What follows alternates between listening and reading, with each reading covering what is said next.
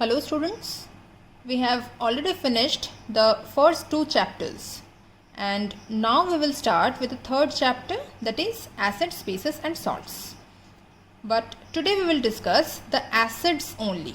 Okay, so let's start. See, if you are asked that what are acids? So from your previous knowledge you will simply say that the substances which are sour in taste, which cause burns when it falls on our skin, the substances which changes the color of blue litmus to red, etc. Right? So all these are the properties of acids, but not the definition. Okay. So if I ask for the examples, you will simply give the examples of hydrochloric acid, that is HCl, sulfuric acid, H2SO4, phosphoric acid, H3PO4, nitric acid, HNO3, etc. Right? So up to this you were completely right. But now in this standard we need to know about acids in detail. So let me give some examples of acids which are very common in our daily life. Say for example, we use vinegar in our food items, right? It is also used as a preservative. So vinegar is the acetic acid. It is a name for acetic acid. Then in the citrus fruits, in the sour tasting fruits like orange or lemon like things, it contains citric acid. So in the citrus fruits, citric acid is there. Again in the gastric juice there is hydrochloric acid. In the ant sting or bee sting there is formic acid. In sour milk means when we keep milk at high temperature and in a pressurized zone, then it forms lactobacillus is formed there. So those bacteria help in the formation of the lactic acid, right? And due to that formation of lactic acid, curd is formed. Okay. Then in apples, malic acid is there. In olive oil there is oleic acid. In tomatoes or guava there is oxalic acid. Again in grapes or tamarind there is tartaric acid. Okay, so these are some common examples of acids which we can find in our daily life. So how will you define acids? If I ask for the definition, how will you define it?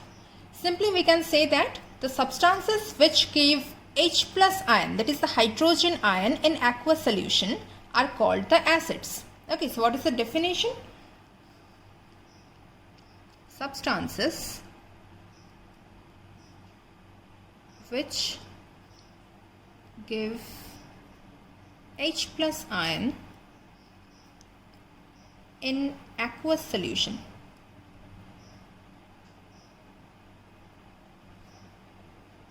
are called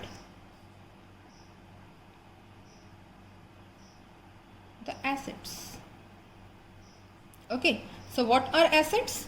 Substances which give H plus ion in aqueous solution. These two are very important. H plus ion, presence of H plus ion is important, and in aqueous solution, this is also important. So substances which give H plus ion in aqueous solution, they are called the acids. Okay, now you have already learned that when H plus ion reacts with water, means H plus water, it gives what? H3O plus ion, that is the hydronium ion. Right. So we can also say that substances which give hydronium ions, instead of H plus ions we can also say hydronium ions in aqueous solution, are called the acids. For example, if we give the example of HCl. Okay.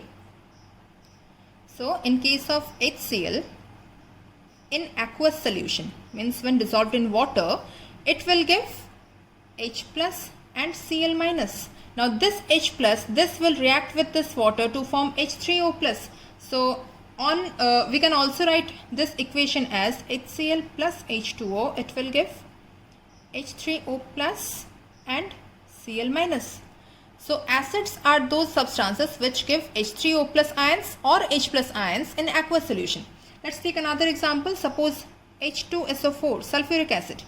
Sulfuric acid when reacts with water, it will give 2 moles of H plus ion, 2 H plus ions. Okay, or we can say 2 H3O plus or 2 H3O plus and what? SO4 2 minus, right? So some other example, nitric acid HNO3 on reaction with water, that is in aqueous solution, it will again give H3O plus and what? Nitrate ion, right? So in this way we can say that substances which give H plus ion or H3O plus ion in aqueous solution are called the acids. Am I clear? Acids can be classified in two ways. Okay, first one is depending on their sources and the other one is depending on their basicity. We will discuss one by one. First let's focus on depending on their sources. So what are the sources from where we get the acids? First one is, so first point is depending on their sources. So what are the sources? There are two sources. First one is the organic acids and second one is the inorganic acid. So what are organic acids? As the name suggests, these acids are obtained from the organic substances. That means mainly they are obtained from plants. Okay, so source is basically obtained from organic substances, that is plants, mainly plants. Okay, so here organic substances means the combination of carbon and hydrogen, that is the hydrocarbons. Okay, so what are the examples? First one is the oxalic acid. What is the formula of oxalic acid? It is, we simply write COOH whole twice. Okay, but it looks like this, COOH, COOH. This is oxalic acid. Next one is the acetic acid.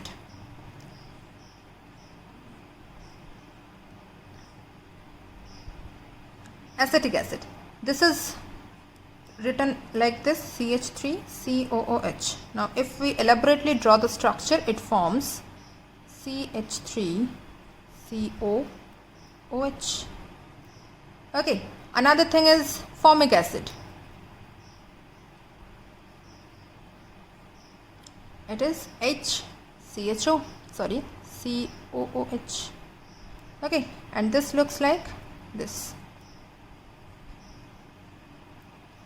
Clear? So oxalic acid, acetic acid, formic acid, all these contain basically carbon, hydrogen and oxygen. Okay, so these are the hydrocarbons with oxygen and they are called the organic acids. Clear? Now generally these organic acids, they do not ionize completely in water.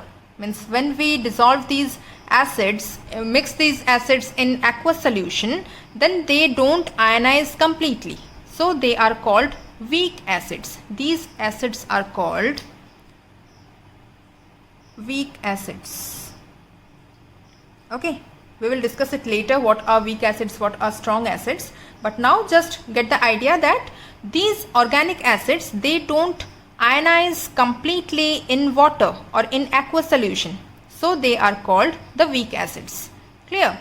Next thing is the inorganic acids. So what are inorganic acids? These acids are generally obtained from the minerals, so they are also called the mineral acids because they are obtained from the minerals. Okay, now as the previous one means, for the organic acids they contained carbon as their main component, but in this case in inorganic acids they do not contain carbon except one. I'll show you. See, in case of inorganic acids, mainly the examples are HCl, hydrochloric acid, H2SO4, sulfuric acid, HNO3, nitric acid, H3PO4, phosphoric acid, like this.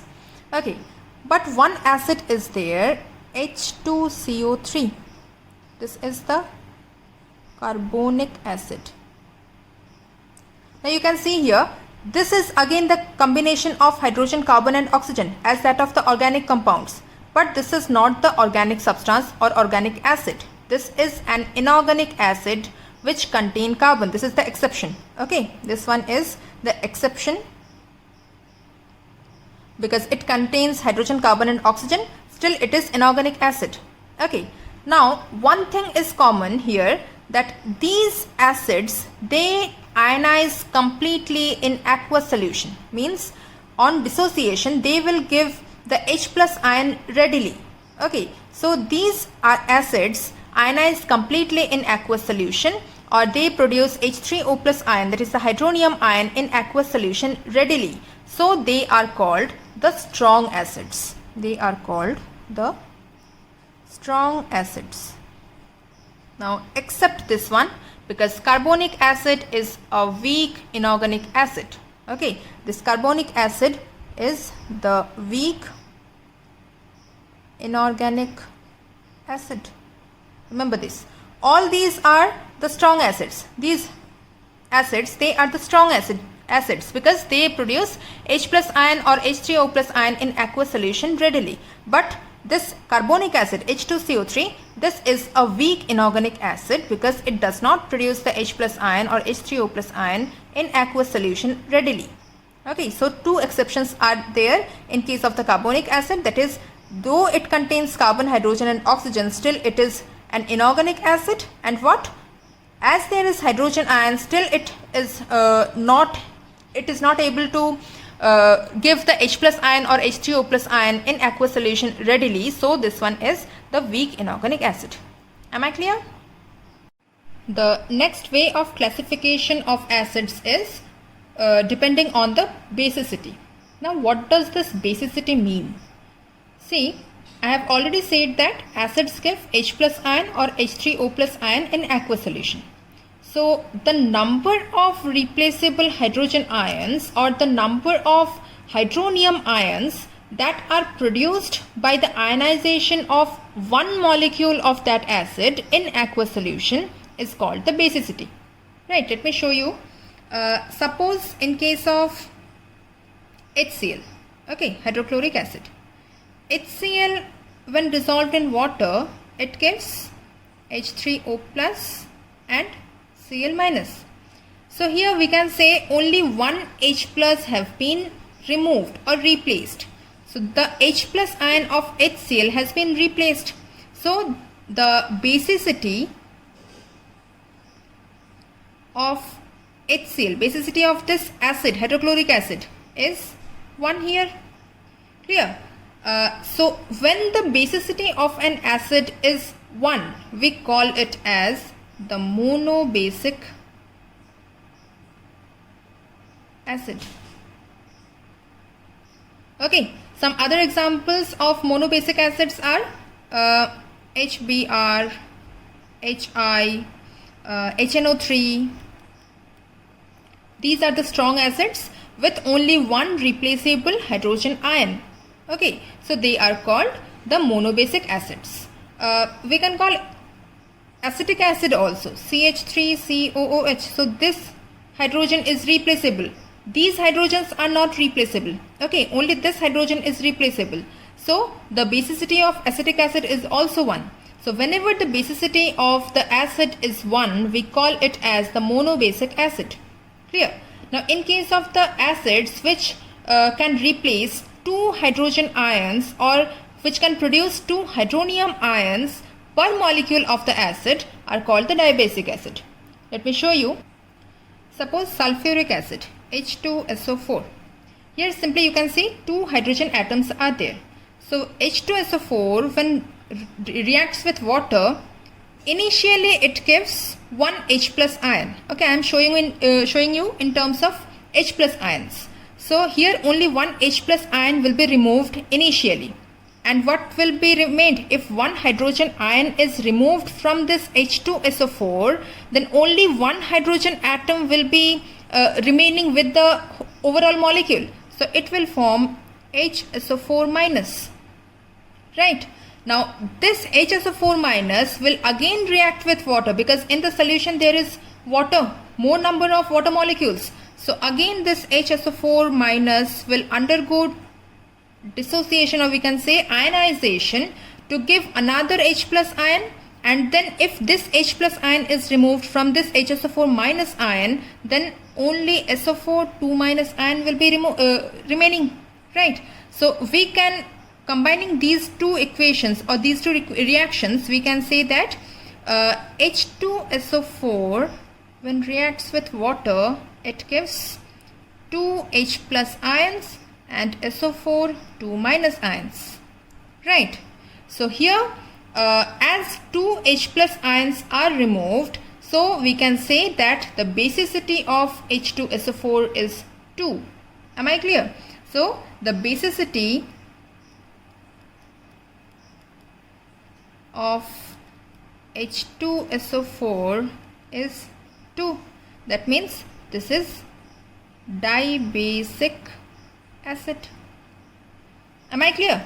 When only one hydrogen ion was getting removed, it was we called it as the monobasic acids, and we also named the acid, we also called it that the basicity of that acid is 1. Now in case of this kind of acids where there are 2 replaceable hydrogen atoms, then in that case we say that the basicity of that acid is 2, that is, that acid is called the dibasic acid, right? Again, we can also say that in case of carbonic acid, H2CO3, okay, it will also give 2 hydrogen ions, so 2 H plus ions, or we can say 2 H3O plus ions, and CO3 2 minus. So this one is also the dibasic acid, right? Similarly, if any substance can replace 3 hydrogen atoms, or sorry, 3 hydrogen ions or hydronium ions, then we will call it as the tribasic acid. As let's take an example for tribasic acid. Suppose H3PO4. Okay, in this case 3 hydrogen atoms are there. So this reaction will proceed in this way: 3 H plus ions and PO4 3 minus ion. So as there are 3 H plus ions which are replaced, this reaction will actually take place in 3 steps. Initially 1 H plus ion will be removed and H2PO4 minus will form. Then again that H2PO4 minus will react with water like this, right? Similar reaction will take place and in each step 1 H plus ion will be removed, and finally we will get this step, right? So in case of the tribasic acids, 3 replaceable hydrogen ions or hydronium ions are there. Now there is an exception. Let me show you how. Here you can see there are 2 acids of phosphorus, H3PO3 and H3PO4. As I just explained that H3PO4 is the tribasic acid. But in case of H3PO3, there are also 3 hydrogen atoms. But this is not the tribasic acid. Rather, this H3PO3, that is the phosphorus acid, this is a dibasic acid. Now, what is the reason behind this? In these 2 structures, you can see that phosphorus is attached to a double bonded oxygen atom in both the cases, right? Again, phosphorus is attached to 2 hydroxyl ions, OH minus ions. 2 hydroxyl ions are attached directly with phosphorus in these 2 structures. Here also 2 hydroxyl ions are there. But in the third hand of phosphorus, here in case of H3PO3, 1 hydrogen atom is connected, and in this case 1 hydroxyl ion is connected. That means in case of H3PO3, 2 OH minus ions are there, that is 2 hydroxyl ions are there. But in case of H3PO4, that is phosphoric acid, in case of this 3 hydroxyl ions are there. Now in case of this phosphorus acid, this H plus ion, this is not replaceable.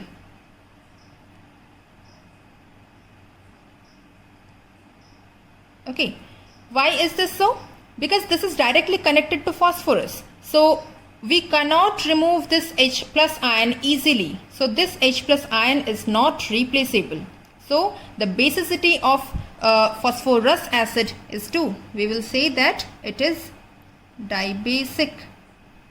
Okay, these H plus ions are removable here. Okay, we can remove these two H plus ions from H3PO3. This one is not removable because this is directly connected to phosphorus. As the electronegativity is very high, it will attract this H plus ion towards itself and removal is not possible. So these H plus ions are easily removed because oxygen is far more electronegative than phosphorus. So it will drag the electron or the shared pair of electrons from hydrogen easily. Naturally this bond will break easily. Okay, but in case of this one, this bond, phosphorus is less electronegative than oxygen, so it cannot hold the electron pairs so strongly. It cannot drag the shared pair of electrons strongly as that of the oxygen atoms. That's why this bond is stronger than this bond. Okay, naturally this hydrogen will not be removable and thus this phosphorus acid is dibasic. Its basicity is 2. But in case of H3PO4, all the hydrogen atoms are connected directly to the oxygen atoms but not to the phosphorus atom. Right. So in this case, these H plus ions will be removed easily. So its basicity is 3, that is tribasic. Am I clear? So H3PO4 is tribasic while H3PO3 is dibasic. Remember this. Okay. Now there are certain terms for the acids. First one is the oxyacids and next one is the hydroacids. Let me show you. So what are oxyacids? The acids which contain oxygen along with the hydrogen and some other element are called the oxyacids. For example, HNO3, nitric acid, hydrogen is there, oxygen is there and another element nitrogen is there. So this is an oxyacid. Again sulfuric acid, H2SO4, hydrogen, oxygen and along with that sulfur, another element is there. So this one is also oxyacids. So basically there must contain oxygen and hydrogen with some other element. Okay, so what are necessary? Oxygen, hydrogen and another element. Okay, so if there are these substances present in an acid, they are called the oxyacids. Now what are hydroacids? These hydroacids contain hydrogen and a non-metallic element. Okay, but it will not contain any oxygen atom. So hydrogen plus a non-metal. Okay, so these two will produce this hydroacid but no oxygen. No oxygen atom. Okay, so what are the examples? HCl, chlorine is the non-metal, presence of hydrogen and chlorine is there, so this is the hydroacid. HF, HBr, okay, like this. So these are the hydroacids. We also call them as the halogen acids. Why halogen acids? Because these are the halogens. Fluorine, chlorine, bromine, these are the halogens. So hydroacids are also called the halogen acids. Am I clear? So that's all for today. Next day we will discuss the rest of the topics of acids. Okay.